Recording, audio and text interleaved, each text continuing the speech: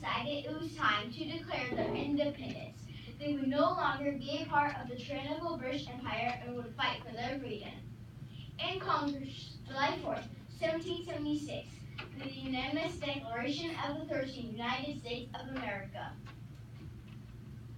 When in the course of human events, it becomes necessary for one people to dissolve the political bands which have connected them with another, and to assume among the powers of the earth the separate and equal station, to which the laws of nature and nature's God entitle them.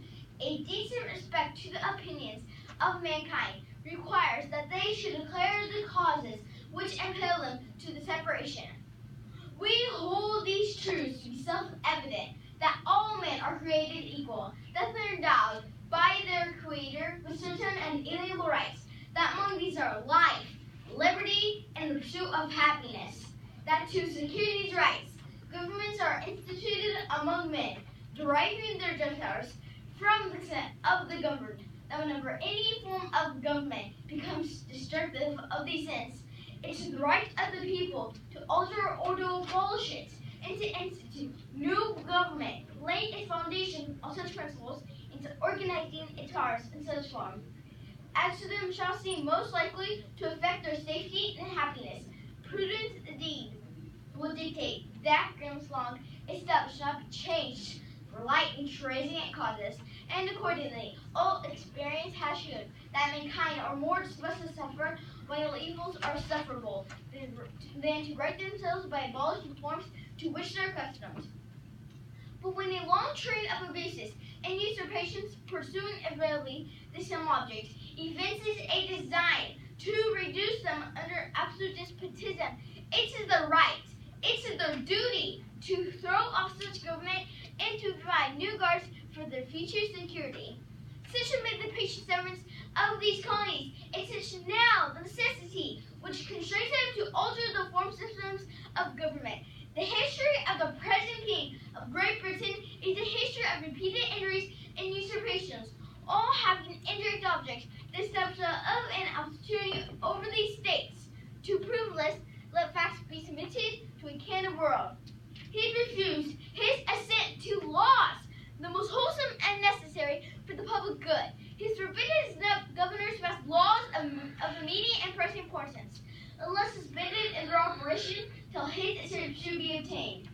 And when so suspended, he has utterly neglected to attend to them. He has refused to pass other laws for the accommodation of large districts of people, unless those people would relinquish their representation in the legislature, a right inestimable to the man, formidable to tyrants only. He's called together legislative bodies at places unusual, uncomfortable, and distant from the repository of their public workers, for the sole purpose of fatiguing them into compliance with his measures.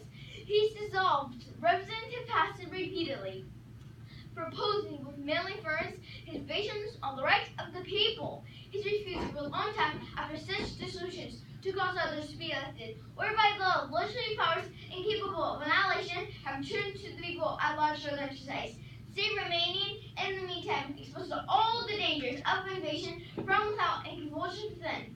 He's endeavored to prevent the population of these states for that purpose, obstructing laws for naturalization of foreigners, refusing to pass others to encourage their migrations hither, and raising the conditions of new appropriations of lands.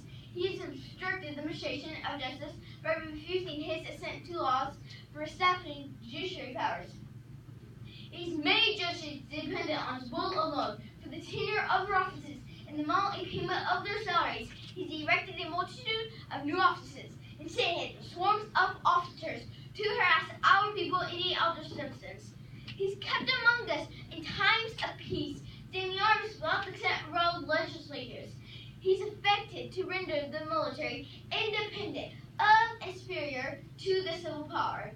He's combined with others to subject us to a jurisdiction foreign to our Constitution and unacknowledged by our laws, given his assent to their acts of pretended legislation for quartering large bodies of armed troops among us, for protecting them by mock trial punishment for any murders which they should commit on the inhabitants of these states, for cutting off our trade with all parts of the world, for imposing taxes on us without consent, for depriving us in many cases of the benefits of trial by jury, for transferring us beyond seas to be tried for petitive offenses, for abolishing the free system of English laws in the neighboring province, establishing there an arbitrary government, and enlarging its boundaries so as to render at once example fit instrument for introducing the same absolute rule into these colonies, for taking away our charters, abolishing most lawful laws, and altering fundamentally the forms of our governments,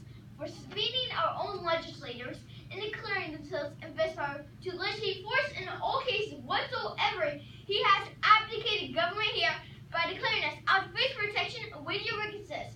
He's plundered our seas, robbed our coasts, burnt our towns, and destroyed the lives of our people. He is at this time transporting large armies of foreign mercenaries to complete the works of death, desolation, and tyranny, already begun with circumstances of cruelty and perfidy, scarcely paralleled in those barbarous ages, and totally worthy the head of a civilized nation. He's constrained our fellow citizens, taken captive on the high seas, to bear arms against our country, to become the executioners of the friends and brethren, or to fall themselves by their hands. He's excited domestic insurrections amongst us, and has endeavored to bring on inhabitants of our frontiers, the merciless Indian savages, whose no rule of warfare is in a distinguished destruction of all ages, sexes, and conditions. In every stage of these oppressions, we petition for redress in the most humble terms. Our repeated petitions have been answered only by repeated entry. A prince's character is thus marked by every act which may define a tyrant and defend to be the ruler of the free people. Nor have we been wanting in attentions to our rich brethren. We've warned them from time to time of attempts by their legislature to extend an unwarrantable jurisdiction over us. We remind them of the circumstances of our immigration and settlement here. We've appealed to their nature, justice, and magnanimity, and we have conjured them by the ties of our common kindred to disavow these usurpations which would inevitably interrupt our connections and correspondence. They too have been deaf to the voice of justice and consanguinity. We must therefore acquiesce in the necessity which denounces our separation and hold them, as we hold the rest of mankind, enemies and war and peace friends. We therefore, the representatives of the United States of America in General Congress, assembled appealing to them, Supreme Judge of the world, for the rectitude of our intentions, do in the name and by authority of the good people of these colonies, solemnly publish and declare that these United Colonies are in right all to repudiate and independent states, that there is not law allegiance to the rich ground, and that all political connection between them and state of Great Britain is not to be totally dissolved. And as free and independent states, the full power to levy war, conclude peace, contract alliances, establish commerce, and to do all other acts and things which independent states may right do. And for the support of this declaration, with a firm reliance on the protection of divine providence, we mutually pledge to each other our lives, our fortunes, and our sacred honor. Good job.